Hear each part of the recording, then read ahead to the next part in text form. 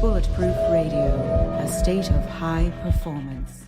I want to go into just teaching people listening about the basics of Chinese herbs. So talk to me about what they are. What are the big categories and what's different from, oh, I take American ginseng, I use herbs, I take oregano. Kind of what's different? So in Chinese medicine, instead of looking at a symptom, instead of having like a one-to-one correlation between a symptom and a cure, we're looking at the dynamic interplay of the body. So we sort of look at the body as a microcosm of the macrocosm. So everything that we see in nature, we use to sort of describe the actions and what's going on in the body. So the same is with herbs. We're really looking at the whole plant and how it's interplaying with the body. And then instead of just doing one herb, we're using different herbs together to create a formula so that we can not only address the branch, which are the symptoms, but we can address the root. So we can really get to the underlying health issues while we're also addressing the symptoms that are causing you, pain or insomnia or whatever that is. If I was to summarize that, I would say kind of systems biology. The body is a dynamic system. And I look at TCM, the traditional Chinese medicine, and Ayurveda, as well as some of the weird Russian stuff that we don't know so much about, but the very ancient lineage, shamanic root out of Mongolia and Siberia kind of things, as some of the original biohacking that's out there, because they were looking at the system of the body and how do we influence it. So whether you're talking about things like different sounds of bells in each ear, you'll see that in China, you'll see that actually in many different cultures, that's setting up a standing wave between the ears. Like, oh, they were hacking the brain to put you in a state. And then, oh, let's take these performance-enhancing herbs.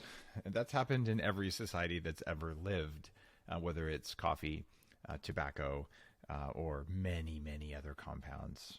Adaptogens were invented, as far as we can tell, in China for military use. And so you go back, like, okay, this is in us, and the cultures that have been studying these for the longest seem like they all go back to systems biology.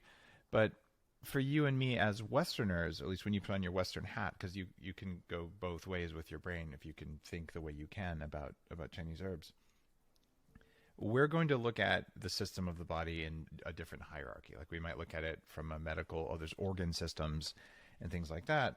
But then as soon as, you put on your meditation thing, like, oh, well, actually, it's all about your chakras, right? And then you do your Qigong, like Montauk Chia, when he was on, he's like, well, you have to put a breath in this order between your liver and your colon and, your stomach and your lungs and your heart. And if you don't do it in that order, then the Qi won't flow.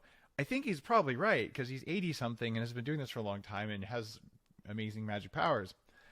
But man, those systems don't seem like if I put them on top of each other, I'm not sure that there's 100% correlation there. How do you deal with that disparate view where they don't always match?